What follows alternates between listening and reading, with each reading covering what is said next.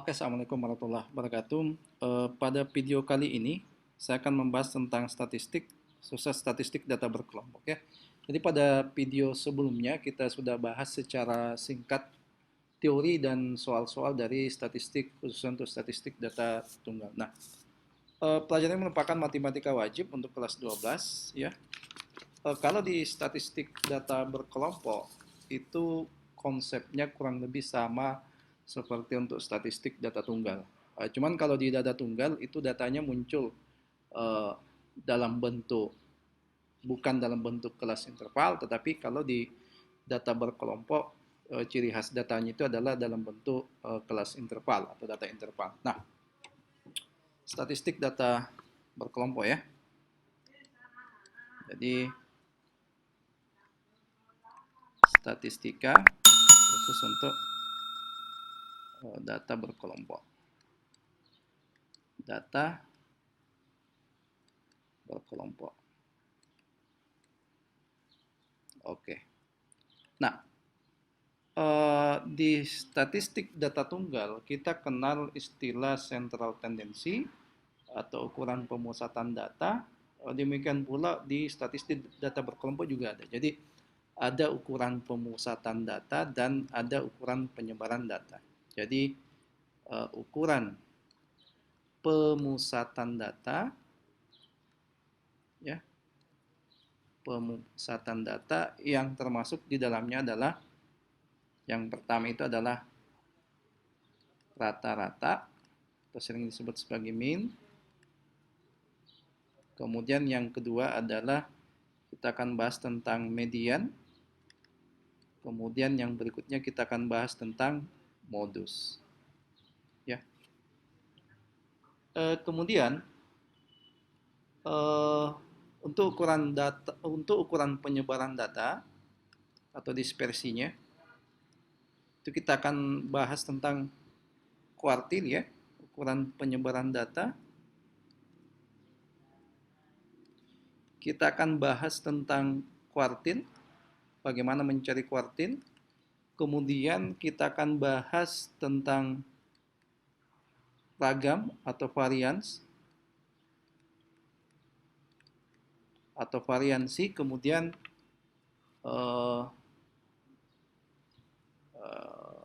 simpangan baku ya, simpangan baku. Nah, pertama kita bahas tentang rata-rata untuk data berkelompok.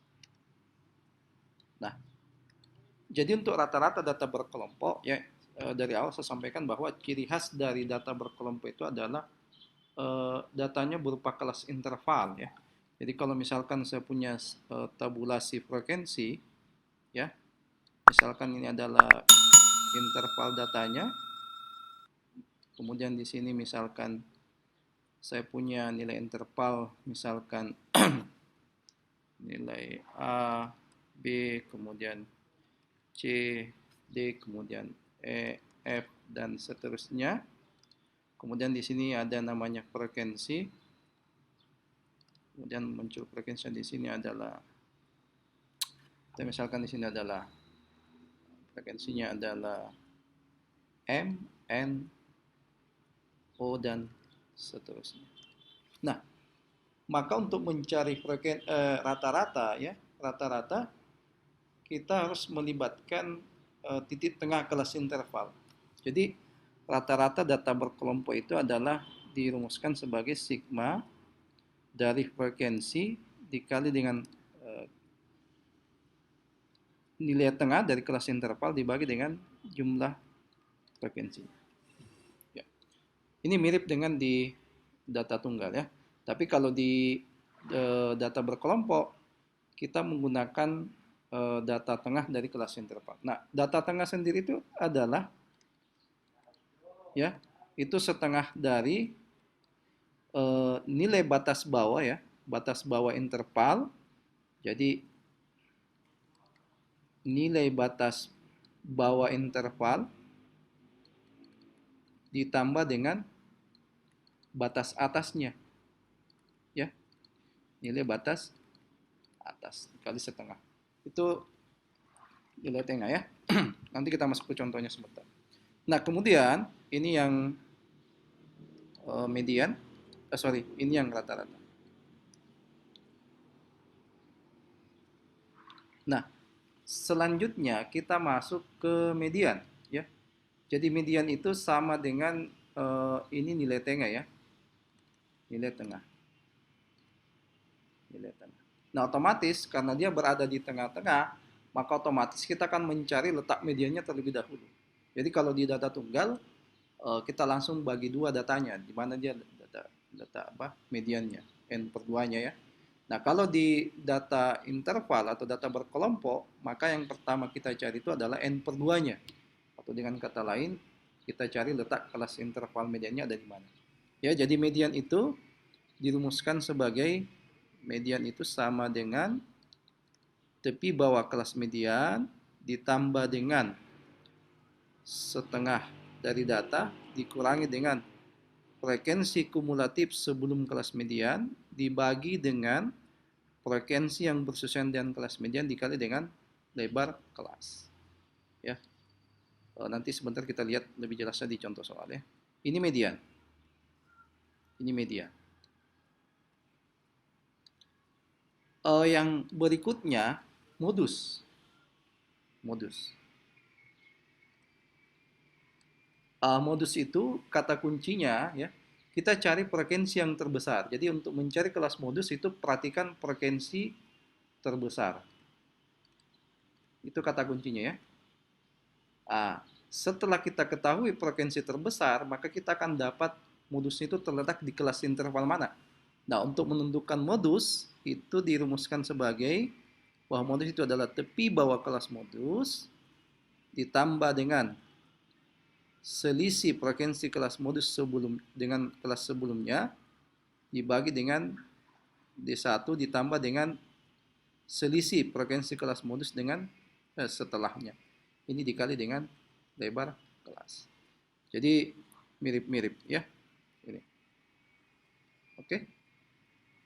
Ini. Jadi analoginya itu mirip dengan data tunggal ya. Nah, berikutnya ini terkait dengan central tendency. Berikutnya kita masuk ke ukuran penyebaran data. Ya. Nah, untuk ukuran penyebaran data ya.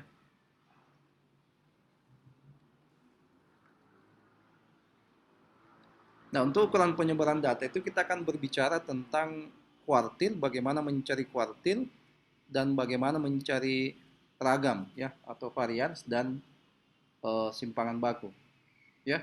Jadi kuartil untuk data berkelompok itu dirumuskan sebagai letak kuartil KI itu akan sama dengan tepi bawah kelas kuartil KI ditambah dengan I dikali dengan N dibagi 4 dikurangi dengan frekuensi kumulatif sebelum kuartil KI dibagi dengan frekuensi yang bersesuaian dengan kuartil KI ya dikali dengan lebar kelas.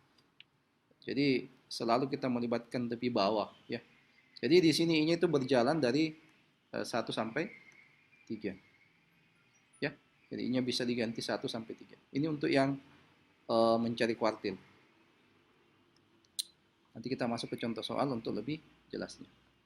Nah, berikutnya itu adalah mencari ragams ya, ragams atau varians. Ragam atau variansi. Itu disimbolkan sebagai S kuadrat, itu adalah dirumuskan sebagai 1/n dikali dengan sigma Fi Xi dikurangi dengan X bar pangkat 2. Jadi ini mirip dengan ragam atau variansi pada data tunggal ya. Cuman di sini dilibatkan Fi dan Xi di sini adalah menyatakan titik tengah kelas interval. Kalau di data tunggal berarti X itu adalah data KI ya. Tapi kalau di data berkelompok X itu yang dimaksud adalah nilai tengah dari kelas interval. Itu ragam atau varian. Nah, kemudian simpangan baku. Jadi simpangan baku itu adalah akar pangkat 2 dari ragam ya. Berarti tinggalin yang diakarkan. Berarti kalau simpangan baku atau standar deviasi ya. Ini sering disebut SD itu adalah akar pangkat 2 dari ragam atau varian. Berarti akar dari 1/n sigma Fi Xi kurang X bar pangkat 2. Nah, ini adalah teori singkat terkait dengan bagaimana menentukan central tendency atau ukuran pemusatan data untuk data berkelompok dan bagaimana menentukan untuk ukuran penyebaran. Nah, berikutnya kita akan masuk ke bagaimana sih cara menggambar ya. Cara menggambarkan histogram, kemudian poligon, kemudian ogive ya. Jadi berikutnya kita akan bahas tentang histogram, kemudian poligon frekuensi,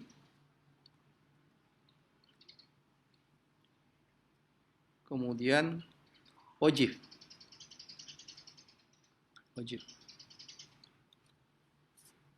Misalkan kita punya data ya. Misalkan kita punya data dalam bentuk tabel frekuensi, ada interval kelas ya. Kemudian di sini ada kita punya frekuensinya. Nah, data-data yang ada pada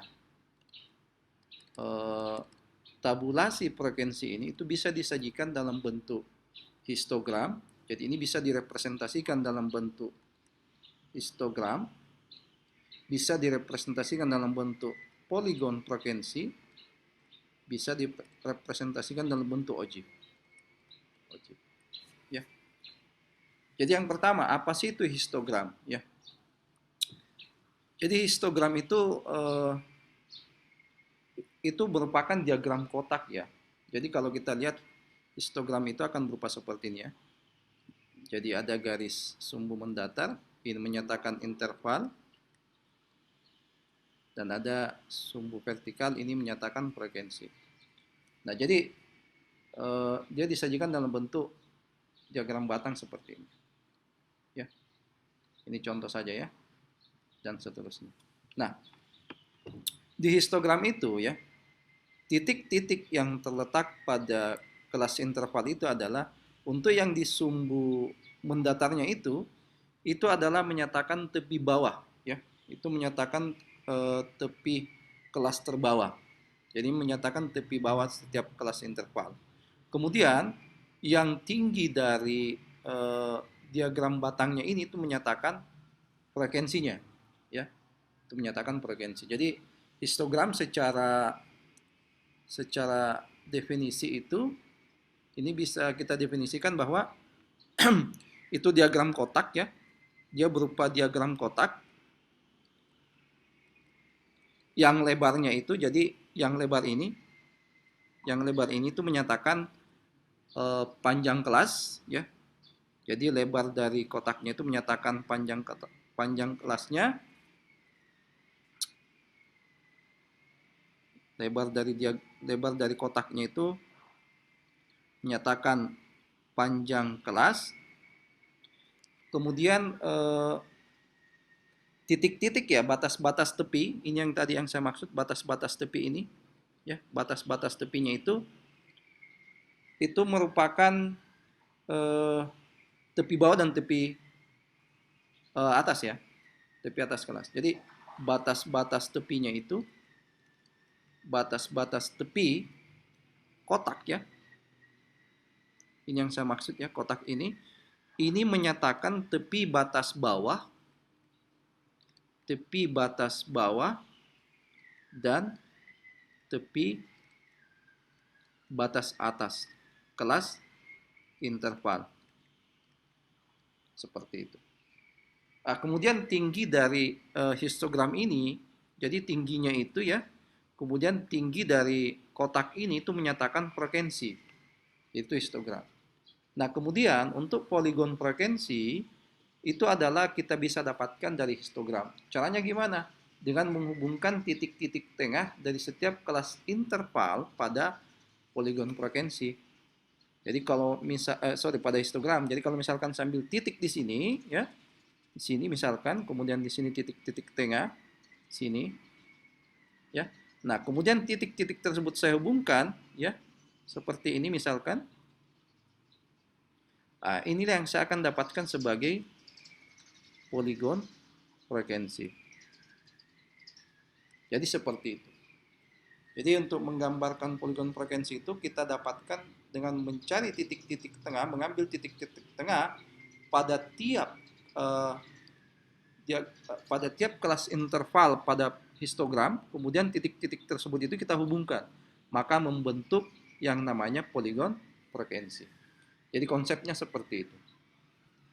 Kemudian di OGIF, ya. Jadi OGIF sendiri itu adalah prinsipnya menggunakan frekuensi kumulatif. Ya, frekuensi kumulatif. Nah, untuk OGIF sendiri itu bisa terbagi dua, ya, bisa terbagi dua. Jadi ada yang OGIF positif, ada yang OGIF negatif, ya. Jadi ini ada dua, ya. Jadi ada dua. Jadi OGIF itu ada dua. Untuk OGIF itu ada OGIF positif, ada OGIF negatif. Nah, konsepnya gimana? Nah, untuk OGIF negatif itu kita menggunakan frekuensi kumulatif lebih dari, ya. Jadi untuk OGIF negatif kita menggunakan frekuensi kumulatif lebih dari. Nah, sedangkan untuk OGIF positif sebaliknya kita menggunakan frekuensi kumulatif kurang dari, ya. Nah, sekarang yang frekuensi kumulatif kurang dari itu seperti apa? Jadi untuk frekuensi kumulatif kurang dari, ya. Jadi untuk frekuensi kumulatif kurang dari itu menyatakan, ya, jumlah frekuensi. Jadi ini maksudnya adalah jumlah frekuensi semua kelas, ya. Jumlah frekuensi semua kelas, ya. Sebelum kelas tersebut, ya. Sebelum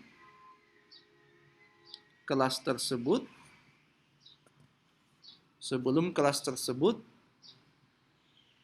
dengan frekuensi kelas itu, ya. Dengan frekuensi kelas itu namanya frekuensi kumulatif kurang dari. Nah, kalau untuk frekuensi kumulatif lebih dari, ya, itu adalah jumlah frekuensi semua kelas sesudah. Kalau yang tadi sebelumnya, ini adalah jumlah frekuensi semua kelas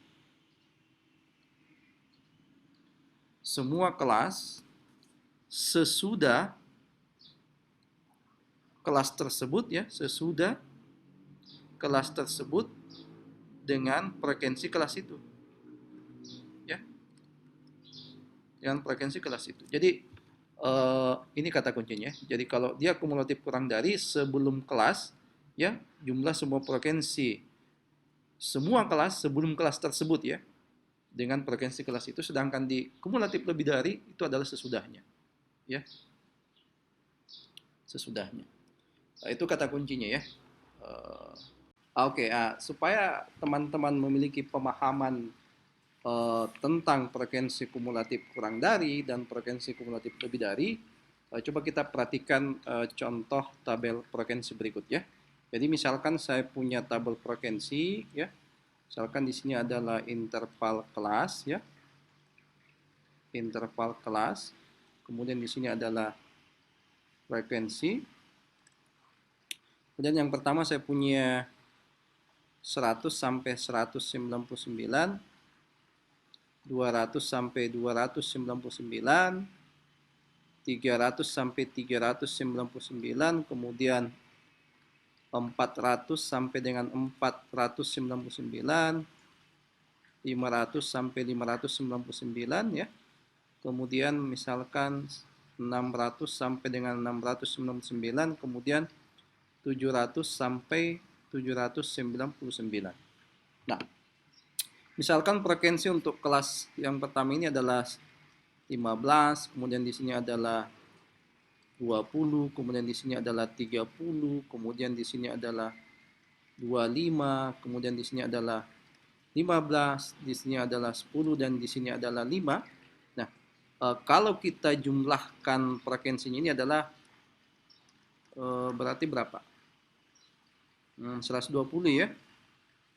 Ya, 120. Nah, bagaimana caranya kita menentukan frekuensi kumulatif kurang dari dengan frekuensi kumulatif lebih dari? Ya, frekuensi kumulatif lebih dari. Jadi di sini misalkan F kumulatif kurang dari, dan di sini adalah F kumulatif lebih dari. Nah, untuk F kumulatif kurang dari itu ya, kita berangkat dari sini ya. Jadi jumlah antara ini dengan kelas sebelumnya. Berarti di sini kan sebenarnya nggak ada ya. Berarti di sini 15 ya. Nah, berarti di sini adalah kita jumlahkan dengan kelas sebelumnya. Berarti di sini adalah 20 tambah 15, kita dapat 35. Kemudian yang kelas di sini adalah kita jumlahkan dengan sebelumnya, berarti 35 tambah 30 adalah 65. Kita jumlahkan dengan ini semua, berarti adalah kita dapat 90. Ini berarti di sini adalah sebelumnya jumlahnya 90 dengan ini tambahan berarti 105. Di sini adalah 115 tambah 10. Di sini adalah 120. Nah, itu untuk frekuensi kumulatif kurang dari. Nah, untuk frekuensi kumulatif lebih dari ya, kita berangkat dari sini ya, jumlah totalnya. Berarti di sini adalah 120. Nah, untuk berikutnya kita cari selisihnya ya. Selisihnya dengan ini. Berarti di sini adalah 120 kurang 15. Berarti di sini adalah dapat 105. Kemudian di sini adalah 105 kurang 20, berarti di sini adalah dapat 85. Kemudian di sini adalah 85 kurang 30, kita dapat 55. Kemudian 55 dikurangi dengan 25, berarti kita dapat 30. Kemudian di sini berarti kita dapat 30 kurang 15, berarti 15. Kemudian di sini kita dapat 15 dikurang 10, berarti kita dapat 5. Nah, ini gambarannya untuk yang frekuensi kumulatif kurang dari dan frekuensi kumulatif lebih dari. Nah, berikutnya kita akan bahas contoh soal, ya. Contoh soalnya seperti apa? Nah, sekarang kita lihat ya. Jadi, kita punya sebuah tabulasi frekuensi ya. Sini adalah berikut adalah tabel frekuensi perolehan nilai dari 60 peserta lomba kompetisi matematika tingkat Provinsi Papua Barat tahun 2020. Nah, dari data ini, dari tabel frekuensi ini kita disuruh menghitung pertama nilai rata-rata, kemudian median, modus, dan kuartil ke-1, 2, dan ke-3 dari data tersebut. Kemudian yang bagian B itu adalah kita diminta untuk membuat histogram, poligon frekuensi, dan ojifnya. Ya. Nah, kita jawab satu persatu ya. Nah, bagian A. Bagian A. Nah, untuk rata-rata data berkelompok ya, kita punya rumusan bahwa X bar itu sama dengan sigma Fi kali Xi dibagi dengan sigma Fi. Jadi di sini Xi itu adalah titik tengah kelas interval. Artinya untuk memudahkan kita butuh tabel bantuan ya. Jadi kita butuh dua kolom, yaitu kolom untuk titik tengah kelas interval dan kolom hasil kali antara frekuensi dengan titik tengah kelas interval tersebut ya. Nah, kita buat di sini saja. Ya. Misalkan seperti ini. Misalkan seperti ini. Ya. Nah, berarti ini XI, di sini adalah FI XI. Seperti itu. Nah, untuk titik tengah kelas interval ya, jadi XI itu adalah 1/2 tepi bawah ya, kelas batas bawah ditambah dengan batas atas. Ya, berarti untuk mendapatkan yang pertama itu adalah kita dapat yang di sini ya, X1-nya itu adalah setengah dari ini 36 tambah 40. 36 tambah 40 itu kan 76. 76 bagi 2 kan 38 ya. 38. Nah, kalau teman-teman sudah dapatkan satu titik tengahnya ya, maka otomatis untuk ke bawah itu bertambah sesuai dengan panjang kelas. Panjang kelasnya kan di sini ada 5 ya. Berarti kalau di sini kita dapat yang pertama itu adalah kita peroleh di sini adalah 38. Berarti di sini adalah 43. Berarti di sini 48. Berarti di sini 53. Berarti di sini adalah 58. Dan di sini adalah 63. Nah, sekarang tuh, berarti kita tinggal kali FVX-nya berapa tuh? Ya, berarti ini adalah FI ya. 8 kali 38 berarti 4, berarti 304 ya. Kemudian 43 kali 10 berarti 430. Kemudian 48 kali 14 adalah 672. Kemudian 53 kali 12 adalah 636. Kemudian 58 kali 9 adalah 522. Kemudian 63 kali 7 441. Nah, kemudian kita jumlahkan tuh. Kita jumlahkan semua ini. Ya. Sigma FI XI. Jumlahnya berapa? Ini kan ekornya berapa ini? 5 ekornya ya, berarti 5 berarti 3005 ya. Jumlahnya adalah 3005. Nah, kalau kita sudah dapatkan ya, sudah dapatkan sigma FI/XI-nya, ya kita tinggal bagi dengan sigma FI. Dalam hal ini kan jumlahnya 60 ya. Berarti sigma FI-nya itu adalah 60. Berarti rata-ratanya itu adalah sigma FI per sigma FI/XI dibagi dengan sigma FI. Berarti 3005 bagi 60. Ini 50, sekian ya. 50, sekian. 50,8 seperti ini ya. Nah, itu untuk rata-rata ya. Nah, yang berikutnya kita mencari kelas median. Kelas median ya. Jadi median itu yang langkah yang pertama kita harus tentukan adalah kita harus mencari N/2-nya tuh. Ya, N/2-nya. Nah, berarti kalau N/2-nya berarti kan sama dengan sigma FI/2. Berapa tuh? 30. Artinya mediannya itu terletak pada interval yang memuat data ke-30. Itu maksudnya ya. Berarti kita cari frekuensi kumulatif yang kita cari data yang termuat pada data ke-30. Ternyata kalau di sini kan sampai 32 ya. Berarti data ke-30 itu kan ada di sini ya. Di sini. Berarti interval untuk kelas median itu ada di interval sini. Ya? Ada. Berarti kita tinggal tentukan apa? Tentukan tepi bawah ya. Median itu kan tepi bawah kelas median ditambah dengan N/2 dikurangi dengan frekuensi kumulatif sebelum kelas median dibagi dengan frekuensi yang berurusan dengan kelas median kali dengan lebar kelasnya. Nah, berarti dari sini kita bisa tentukan bahwa tepi bawah kelas median itu adalah, ini kurang 0,5 ya. Berarti 46 kurang 0,5 itu adalah 45,5. Kemudian, apa yang kita butuhkan? Frekuensi kumulatif kelas median itu adalah, sebelum kelas median, sorry, itu adalah 18. Kemudian frekuensi yang bersesuaian dengan kelas mediannya adalah 14. Oke? 14. Kemudian lebar kelasnya kan 5 ya. 40 kurang 36 tambah 1. 5. Nah, tinggal substitusi nih. Tinggal substitusi. Nah, berarti ini jadinya berapa? Berarti 45,5 ditambah berapa tuh? Di sini kita dapat 30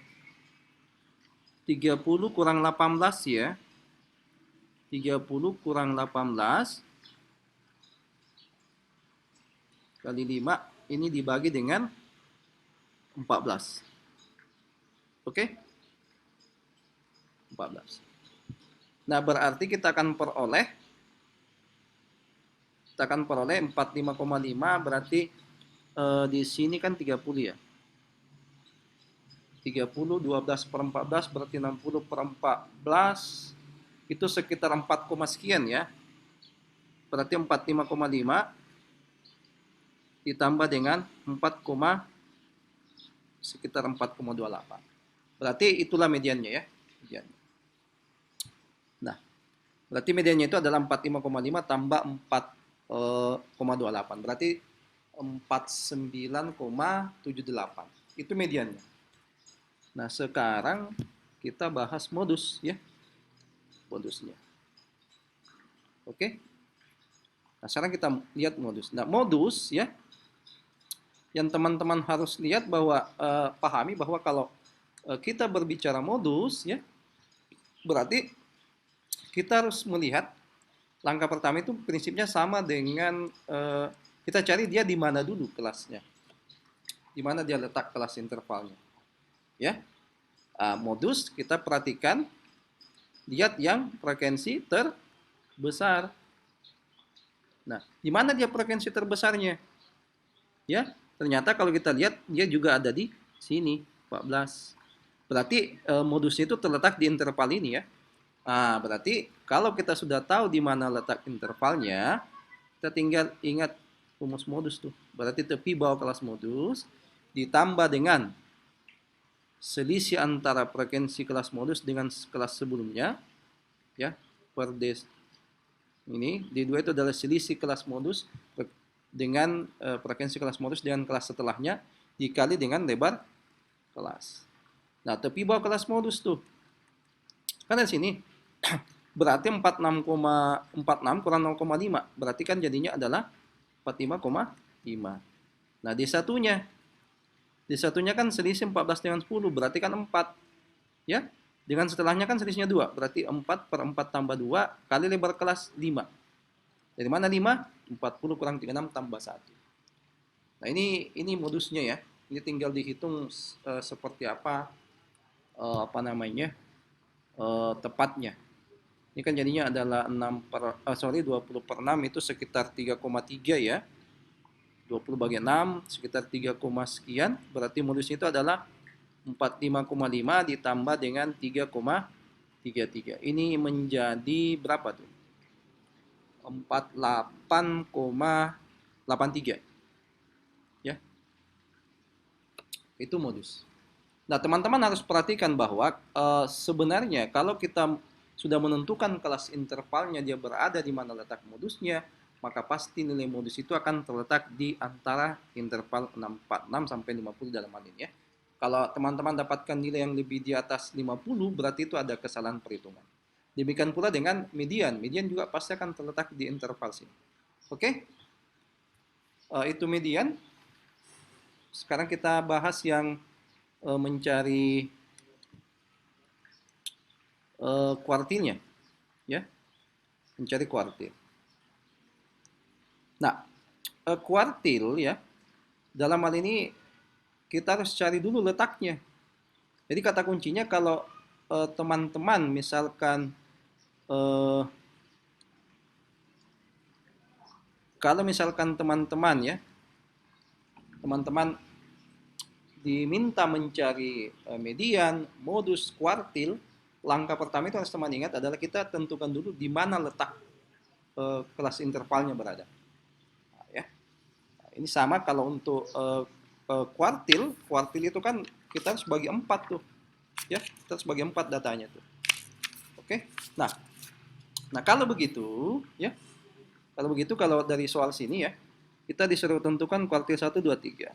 Kita ingat rumusnya bahwa kuartil 1 itu adalah tepi bawah kelas kuartil ya, Q1 ditambah dengan 1/4 karena kita cari kuartil pertama 1/4 N dikurangi dengan frekuensi kumulatif sebelum kuartil pertama dibagi dengan kelas bersusun dengan frekuensi yang bersusun dengan kelas kuartil kali dengan lebar kelas.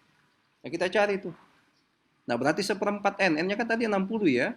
Berarti letak kuartil pertama itu adalah dia letaknya di mana? Berarti Q1 itu terletak di mana? Ya 1/4 N.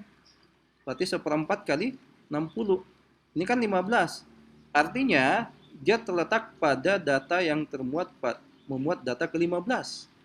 Nah, berarti di sini kan jumlahnya kan 18. Berarti data ke-15 itu ada di mana? Ya, ada di interval ini. Ya. Kita sudah dapat intervalnya di mana, kita tinggal tentukan tepi bawahnya ya. Berarti di sini adalah tepi bawahnya itu adalah kurangi dengan 41 kurang 0,5. Berarti kita dapat 40,5. Kemudian F kumulatifnya itu adalah 8 ya. 8 sebelum kelas ini ya.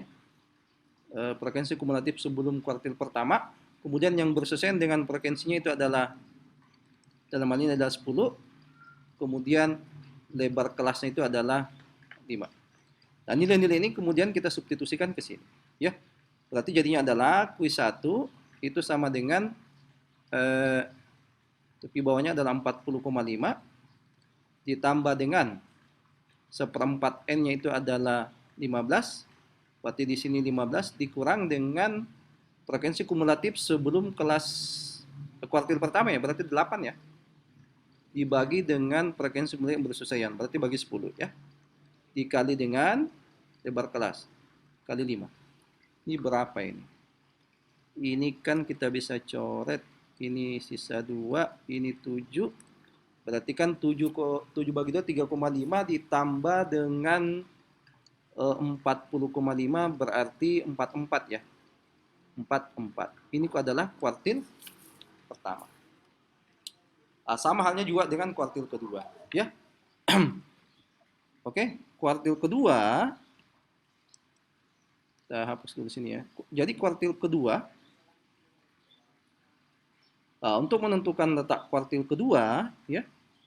Jadi langkah pertama yang teman-teman harus lakukan adalah menentukan letaknya ada di mana. Jadi kalau kita cari kuartil kedua, berarti kuartil kedua itu adalah tepi bawah kelas kuartil kedua ditambah dengan berarti N-nya harus bagi 2. N per 2 dikurangi dengan frekuensi kumulatif sebelum kuartil kedua dibagi dengan frekuensi yang bersesuaian dengan kuartil kedua. Letak kuartil kedua dikali dengan lebar kelas. N per 2-nya, N-nya kan 60. Berarti N per 2 itu kan sama dengan 30. Berarti dia termuat pada data ke-30 ya, memuat data ke-30. Di mana tuh? Sini kan 1832, berarti dia ada di sini ya. Berarti dia ada di sini. Oke? Berarti untuk yang kuartil kedua, dia letaknya ada di sini ya. Dia letaknya ada di data ke-30 termuat, berarti di sini 18, di sini 32, berarti ada di sini. Ada letaknya di sini ya, letak Q2. Nah, kalau kita sudah dapat, ya kita tinggal substitusi nilainya. Berarti LQ2-nya tepi bawahnya, berarti 46,5 kurang 0,5 berarti kan 45,5. Kemudian frekuensi kumulatif sebelum kuartil kedua itu adalah 18, frekuensi yang bersesuaian itu adalah 14, ya. Lebar kelas itu adalah 5. Nilai-nilai ini kita substitusi ke sini nih. Berarti kedua berapa tuh? Tepi bawahnya berapa? 45,5 ditambah N per 2-nya 30 dikurang frekuensi kumulatif sebelum kelas kuartil kedua. Itu 18 dibagi yang bersesuaian dengan frekuensinya kuartil kedua berapa? 14 dikali dengan 5. 14 ya. Berarti berapa itu? 45,5 12 60 bagi 14. 45,5 ditambah dengan 60 per kan 12 kali 5 60 per 14 ini ya. Oke. Itu kuartil kedua. Nah, sekarang kita cari kuartil ketiga ya. Kuartil ketiga. Nah, untuk kuartil ketiga ya. Untuk kuartil ketiga itu teman-teman langkahnya sama, kita tentukan dulu letaknya di mana. Berarti kita harus cari N 3/4-nya tuh. Ya. Berarti 3/4 N. 3/4 N-nya berapa? 3/4 dikali dengan 60 ini adalah 15. 15 berarti 45. Ya. Dia termuat pada data kelas sentralnya memuat data ke 45. Di mana tuh? Di 18. Di sini 32, di sini tambah 12 berarti 34, ya. Ini kan 16, 26 tambah 18, 44 berarti ada di sini ya. Dia ada di sini. Jadi yang membuat data ke 45 itu berada di kelas ini kan 18, 32, 44 ada di sini ya. Dia ada di sini. Berarti di sini adalah letak Q3. Nah, kalau sudah ada, langkahnya sama. Berarti kita tentukan tepi bawahnya itu. Berapa? 56,56 kurang 0,5 berarti 55,5. Kemudian frekuensi kumulatifnya sebelum kuartil ketiga berarti berapa tuh? 26 tambah 36 44 ya. Yang bersesuaian. Yang bersesuaian berapa? Berarti 9. Ya. Nah, tinggal kasih masuk tuh. C-nya kan 5 ya. Berarti Q3 itu adalah tepi bawahnya adalah 55,5 ditambah dengan 3/4 datanya itu ada 3/4-nya 45 dikurangi dengan frekuensi kumulatif sebelumnya adalah 44 dibagi dengan frekuensi bersesuaian 9 kali dengan lebar kelas. Berarti ketiganya itu adalah 55,5 tambah ini kan 1 tambah 5/9. Nah, jadi itu untuk bagian A ya. Jadi teman-teman yang harus ingat di sini adalah untuk menentukan median, untuk menentukan kuartil, langkah pertama yang adik-adik harus pahami itu adalah menentukan letaknya dia ada di mana. Kuncinya di situ ya. Nah, kemudian kita akan masuk bagaimana mencari histogram dan poligonnya. Ya. Bagaimana mencari histogram dan poligonnya. Kita hapus dulu ya. Bagaimana mencari histogram dan poligon. Oke. Mudah-mudahan ini bisa membantu teman-teman untuk memahami masalah statistika, khususnya statistika data berkelompok. Mudah-mudahan bisa sedikit membantu. Nah, untuk membuat histogram, ya, poligon, kemudian ojibnya, kita ketahui bahwa untuk membuat histogramnya itu ya adalah yang kita harus tentukan adalah tepi bawah, ya, tiap-tiap kelas interval. Kemudian kita letakkan pada garis mendatar ya, sumbu koordinat ya. Sumbu koordinat. Dalam ini ya. Jadi yang pertama, langkah-langkah yang pertama yang teman-teman harus pahami dalam membuat histogram itu adalah pertama itu teman-teman harus buat sumbu datar dan sumbu tegak yang saling berpotongan. Oke? Nah, berarti kita buat yang pertama adalah sumbu datar ya. Ini kita perbaiki ya. Jadi kita buat ya, kita buat seperti ini ya. Nah, ini. Oke. Kemudian yang sumbu tegak ini adalah menyatakan frekuensi, kemudian sumbu datar ini adalah menyatakan interval kelas. Nah, setelah itu teman-teman harus menentukan tepi bawah ya tiap-tiap kelas interval tuh. Berarti di sini adalah tepi bawahnya yang pertama ini ya. Berarti di sini ada titik tepi bawah yang ini berarti adalah kurangi dengan 0,5 berarti kita peroleh 35,5 ya. 35,5. Jadi di sini kita dapat 35,5. Nah, titik berikutnya tepi bawah ini berarti kita dapat 40,5. Berikutnya tepi bawah ini berapa tuh? 45,5. Berikutnya ini di sini adalah 50,5. Berikutnya sama berarti di sini adalah 55,5. Kemudian terakhir adalah 60,5. Berarti di sini yang terakhir ya. Yang terakhir itu adalah kita dapat ini ya. Kita tentukan tepi atas di sini ya. Berarti tepi atas itu adalah 65,5. Oke. Nah, setelah itu kita buat kita lihat frekuensinya ya. Ini adalah menyatakan F, di sini adalah interval. Nah, kita lihat untuk yang 36,5 sampai sini itu adalah ada 8 ya. Misalkan 8 itu adalah kita harusnya buat sih anunya ya. Apa namanya? Skala yang tepat lebih bagus, supaya gampangnya lebih bagus. Berarti kita buat 8 ada di sini lah. 8. Berarti di sini ya. Ini. Kemudian dari sini ke sini itu ada 10. Berarti kita buat 10 misalkan di sini ya. Ke sini misalkan. Ini. Kemudian 14 berarti ini ya. Kelas berikutnya, frekuensi berikutnya. Apabila di sini adalah 14.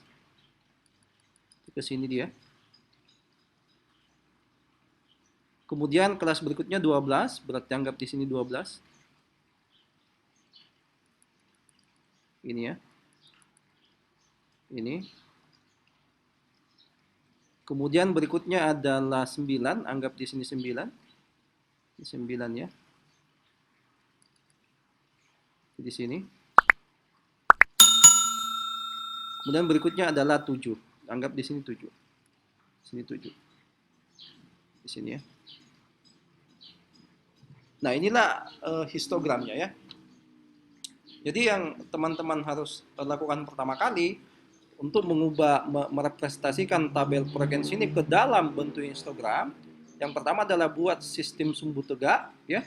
Jadi yang garis mendatar menyatakan interval, kelas intervalnya, kemudian yang frekuensi itu adalah sumbu tegak ya. Kemudian untuk titik-titik yang berada pada sumbu mendatarnya itu adalah kita ambil dari titik tepi bawah ya, tepi bawah tiap kelas interval, dan yang terakhir kita taruh adalah tepi atasnya ya, tepi atas. Jadi seperti itu. Nah, kita sudah dapatkan yang namanya histogramnya.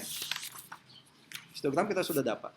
Nah, otomatis kalau kita sudah dapat histogram, kita dapat menentukan poligon frekuensinya. Nah, berarti kita tinggal menaruh, prinsipnya adalah taruh titik-titik pas di tengah tiap ini ya, kelas interval tuh. Berarti di sini, misalkan di sini ya. Ini ya. Ini. Sini, sini, sini. Nah, kemudian kita hubungkan ya. Untuk mendapatkan poligon frekuensinya. Berarti ini, ini, Ini seperti ini. Ya. Jadi yang garis biru ini adalah poligon frekuensi, kemudian yang merah ini adalah sebagai histogram yang batangnya itu. Oke? Saya kira jelas ya, mudah-mudahan teman-teman bisa paham. Jadi seperti itu prinsipnya. Nah, kemudian untuk membentuk ojib ya, ingat prinsipnya tadi kalau ojib itu kita menggunakan frekuensi kumulatif ya.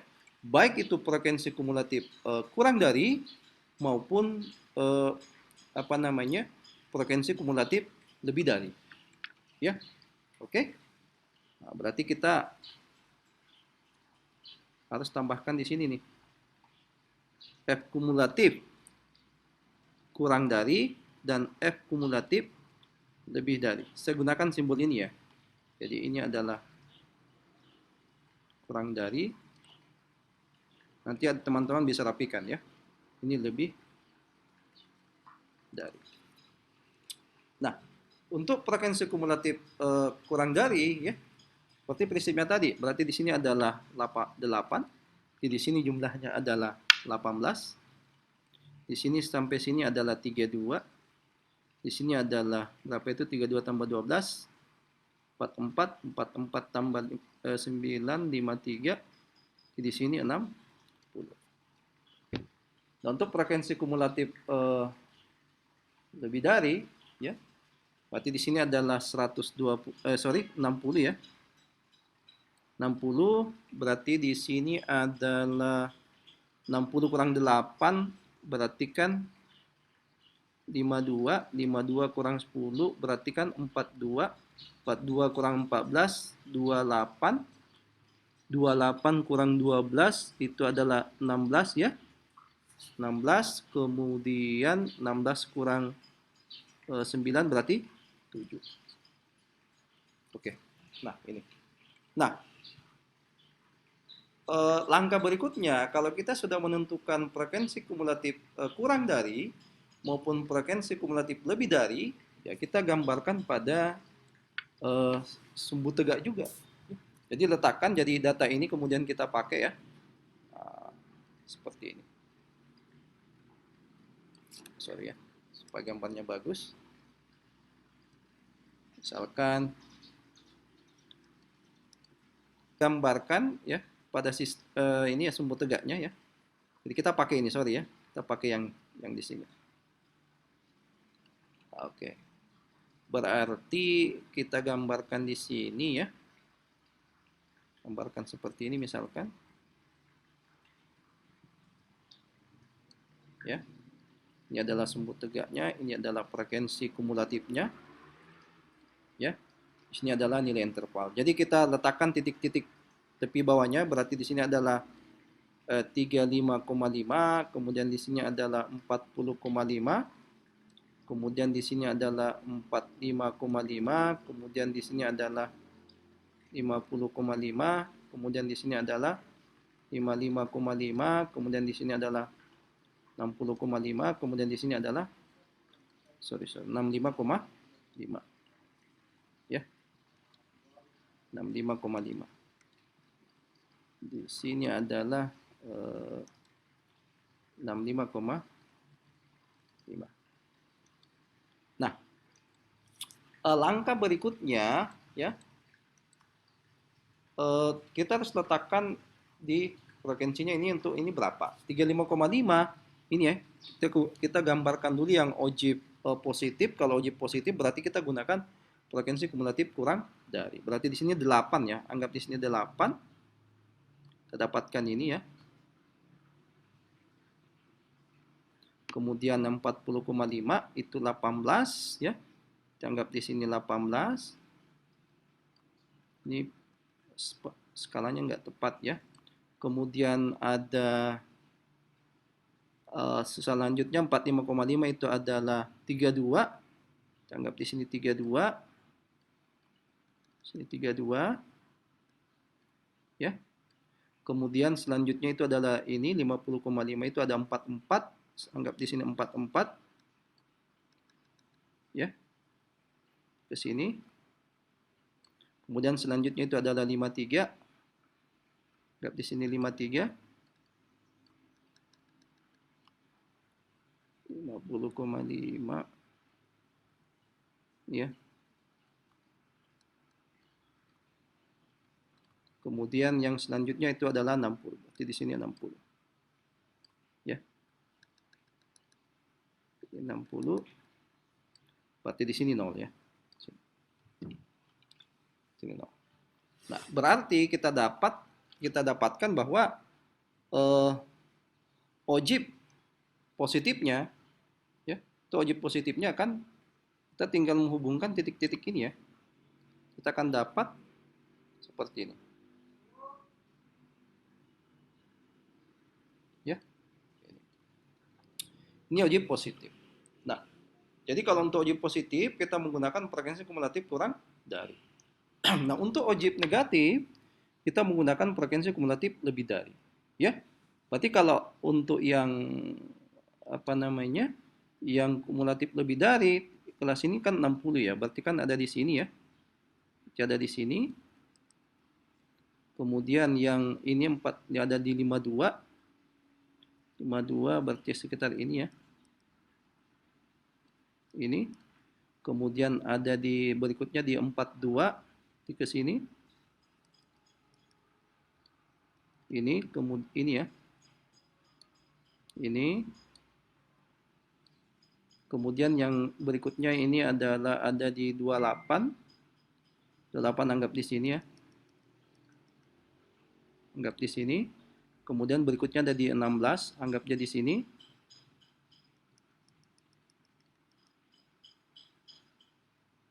Kemudian berikutnya ada di 7, anggapnya di sini ya. Ada di sini. Nah, kemudian titik-titik tersebut kita hubungkan. Ini ya. Ini. Nah, ini adalah ojib negatif. Ojib negatif. Dan ini adalah yang merah ini adalah ojib positifnya. Oke. Jadi itu prinsipnya. Jadi untuk menentukannya itu yang teman-teman harus paham itu adalah bagaimana menentukan frekuensi kumulatif kurang darinya dan frekuensi kumulatif lebih dari. Kemudian untuk menentukan titik-titik pada sumbu tegaknya itu, jadi yang sumbu vertikal itu menyatakan frekuensi kumulatifnya, kemudian yang sumbu datarnya itu menyatakan sumbu horizontal atau mendatar itu menyatakan tepi bawah ya, tepi bawah dari kelas-kelas interval. Oke, saya kira itu ya. Kita sudah jawab histogramnya sudah ada ini, kemudian poligon sudah ada dan ojibnya. Oke, saya kira cukup. Mudah-mudahan video ini bermanfaat bagi teman-teman. Mohon maaf jika ada kesalahan karena tadi sempat kurang fokus ya. Terima kasih. Assalamualaikum warahmatullahi wabarakatuh.